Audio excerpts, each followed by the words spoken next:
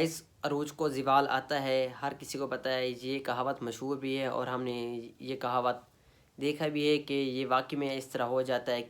अगर आप देख लें 2023 का वर्ल्ड कप अगर आप उठा के देखें, इंडिया सारे मैचेस जीती थी लेकिन फाइनल हार गए थे। मतलब वहाँ पे भी अरूज को ज़िवाल आ गया था।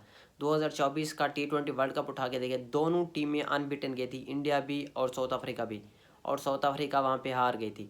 फिर 2026 आज साउथ अफ्रीका नॉक आउट हो चुकी है गाइस, वो टूर्नामेंट से बाहर हो गई है क्योंकि न्यूजीलैंड की टीम जो है वो फाइनल में चली गई है।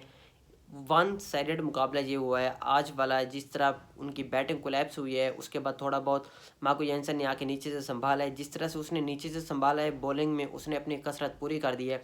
स्टैट्स के हवाले से भी बात करेंगे, लेकिन सबसे इम्पोर्टेंट चीज़, न्यूजीलैंड फिर से एक बार फाइनल में चली गई है। कल वाला मुकाबला जो इंग्लैंड और इंडिया का है, देखते हैं कल उनमें से कौन सी टीम ऐसी है जो जाके न्यूजीलैंड के साथ टक्कर लेगी, वो भी फाइनल में।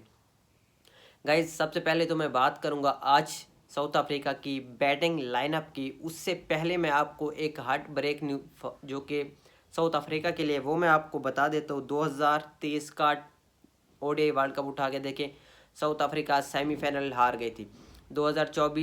2024 के अंदर फाइनल हार गए थे साउथ अफ्रीका की टीम। 2025 के अंदर चैंपियन ट्रॉफी की सेमीफाइनल में न्यूजीलैंड ने इनको शिकस्त दिया था।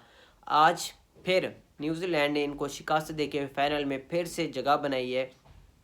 क्या ऐसा हो सकता है अगला मैच जो है वो इंडिया जीते और फिर से न्यूजीलैंड वर्सेस इंडिया का मुकाबला हमें देखने को मिले? जिस तरह चैंपियन ट्रॉफी के फाइनल में न्यूजीलैंड और इंडिया थे, क्या T20 वर्ल्ड कप 2026 में भी न्यूजीलैंड और इंडिया हमें देखने को मिल सकती है या नहीं?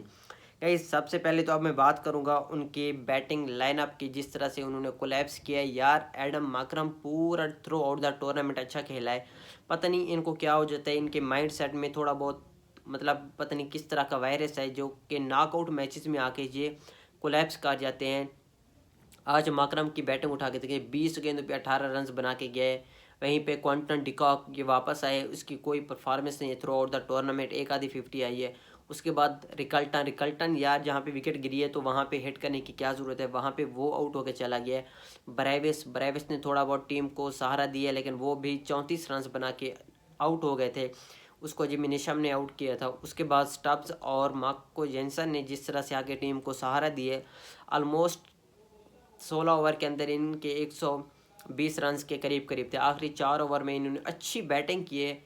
आखिरी 4 ओवर ना सही 2 ओवर इन्होंने 17वें और 18वें ओवर में इन्होंने कमाल की बैटिंग की। इन 2 ओवर में इन्होंने 40 रन बनाए, लेकिन अगले 2 ओवर में इन्होंने सिर्फ और सिर्फ 19 रन बनाए। अगर वहाँ से शायद 40 रन और लग जाते, शायद 190 तक टारगेट चला जाता, तो शायद ये चेस ना हो पाता। लेकिन जिस तरह से उन्होंने बैटिंग की है, तो मुझे तो इस तरह लग रहा है भाई ये शायद अगर 230 भी होता तो ये आराम से चेज हो जाता, क्योंकि 170 का टारगेट उन्होंने फ़कत 14 ओवर में 13 ओवर में उन्होंने फिनिश कर लिया।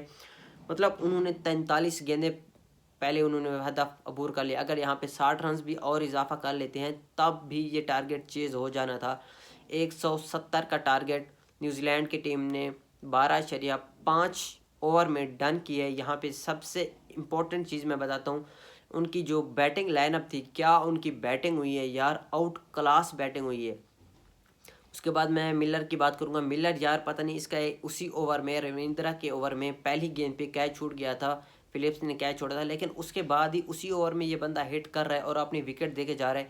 जब एक टीम क्रूशल में है, मतलब मुश्किल में है, तब आप लोग क्यों ऐसा कर रहे हैं अपनी टीम के साथ? क्यों मतलब रिस्क ले रहे हैं? थोड़ा बहुत रुक जाते हैं। मतलब अभी पीछे 8 ओवर पड़े हुए थे जहाँ पे मिलर आउट हुआ है, उसके बाद भी 8 ओवर, अगर मिलर वहाँ पे आउट ना होता तो शायद ज़्यादा टारगेट चला जाता। तो शायद फिर जब 200 प्लस टारगेट चला जाता है तो दूसरी टीम के लिए मुश्किल होता है, क्योंकि अब 170 टारगेट था तो वो इजी होके खेल रहे थे। गाइस न्यूजीलैंड की अगर मैं बात करूँ, न्यूजीलैंड का एक आउट हुआ है, 9 विकेटों से उन्होंने ये मुकाबला जो है जीत लिया है। टीम सेफर्ट 33 डिलीवरीज पे 58 स्कोर करके गया है, जिसमें 2 छक्के और 7 चौके शामिल है। 175 का स्ट्राइक रेट। उसके बाद फिन एलन की फास्ट टेस्ट सेंचुरी आई है गाइस आज T20 वर्ल्ड कप के अंदर।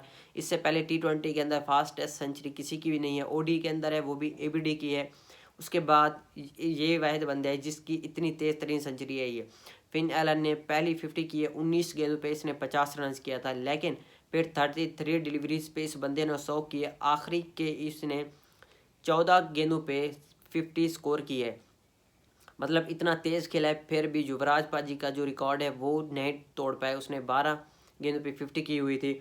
उसके बाद रविंद्रा ने 11 गेंदों पे 13 रन, अगर ये भी 11 गेंदों पे 20 रन कर जाता तो शायद उसकी सेंचुरी ना होती।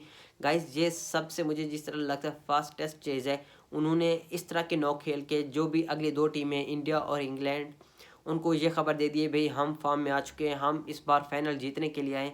क्या गाइस आपको क्या लगता है अगली जो टीम होगी वो कौन सी होगी जो कि मतलब अगला मैच जीत के न्यूजीलैंड के साथ जाके फाइनल खेलेगी? अगर मैं यहाँ पे साउथ अफ्रीका के बॉलिंग लाइनअप की बात करूँ यार, मार्को जॉनसन ने जिस तरह बैटिंग की है, मतलब 31 गेंद पे वो बंदा 58 करके गया है। तो उसने जिस तरह से बैटिंग की है उसी तरह उससे भी बढ़कर उसने रन दिए। 2.5 ओवर में उसने 53 रन दिए हैं। सबसे महंगा तरीन आज ये गुजरा है, 18 की इकॉनमी है। मतलब यार एक टीम का मेन बॉलर इतने ज़्यादा रन्स दे रहा है, तो मतलब यार अगर T20 में देखा जाए 170 कोई कम टारगेट नहीं है, ऑलमोस्ट 8 पॉइंट समथिंग की एवरेज रिक्वायर्ड जो रन रेट है वो बनती है। लेकिन फिर भी उन्होंने इस तरह की बॉलिंग की है। मतलब आज मैं सबसे अगर बुरी कप्तानी कहूँगा तो एडम मैकरम की, उससे भी बढ़कर जो घटिया बॉलिंग की है आज साउथ अफ्रीका ने किया। मतलब यार थर्ड क्लास और चीप से चीप वाला लफ्ज़ भी मुझे लगता है यहाँ पे छोटा पड़ रहा है जिस तरह की इन्होंने बॉलिंग की है। इनका अगर मेन बॉलर जो है, टीम का मेन बॉलर जिस पे पूरी टीम इंतजार करती है कि ये हमारा मेन बॉलर है, अगर उसकी इकॉनमी भी 18 की होगी तो मतलब बाकी बॉलर्स पे क्या गुजरेगी, बाकी बॉलर्स क्या करेंगे? रबाडा ने 3 ओवर करवाए 28 रन, ये कुछ बेहतर है T20 के हिसाब से, लेकिन इसने भी बहुत ज़्यादा रन दे दिए। इकॉनमी देखें तो 9 की इकॉनमी है, इसने एक विकेट हासिल की, वही एक ही बंदा था रबाडा जिसने आके विकेट हासिल किए। उसके बाद लुंगी निगिडी 2 ओवर 22 रन, 11 की इकॉनमी। और उसके बाद कार्बन बोश 2 ओवर 35 रन। पहले ओवर में इसको जो कि पावर प्ले का छठा ओवर था इसने आके करवाया था, उसमें इसको 22 रन पड़ गए थे। अगले ओवर में चलो कुछ ना कुछ तो इसने कवर अप कर लिया, वरना 44 रन भी तो ये खा सकता था, लेकिन इसने कहा नहीं भी मैं, मेरी भी थोड़ी बहुत इज्जत है, मैं भी थोड़ी बहुत अपनी इज्जत बचा लेता हूँ। उसके बाद केशव महाराज 3 ओवर 33 रन, मतलब इसकी भी 11 की इकॉनमी है।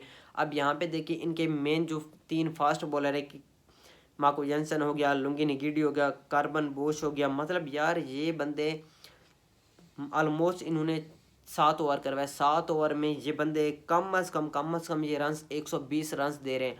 मतलब अगर कोई भी टीम हो उसके जो बॉलर हैं 7 ओवर में अगर 120 है तो आराम से 230-40 वो बॉलर चेस करवा सकते हैं। मतलब ये कोई वो वाली बात नहीं है कि ये शायद चेस ना होता 200 होता। गाइस अगर 200 भी होता जिस तरह ये आज बॉलिंग करवा रहे थे, मतलब यार इनको मार पड़ रही थी तो कोई, जब मार पड़ रही थी कोई ना लाइन लेंथ चेंज कर रहे थे, ना पेस कम कर रहे थे, नहीं भी जो भी पेस डाल रहे थे।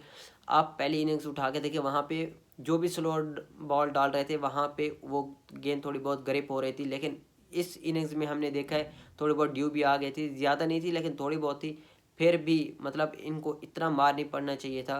गाइस देखते हैं कल वाला मैच कौन जीते और कौन सी टीम होगी जो जाके न्यूजीलैंड के साथ फाइनल में टक्कर लेगी और कौन सी टीम होगी जो टाइटल जीतेगी। गाइस तब तक इजाज़त दीजिए, चैनल को लाइक करें, सब्सक्राइब करें ताकि आने वाली वीडियो का नोटिफिकेशन आप तक पहुंचता रहे।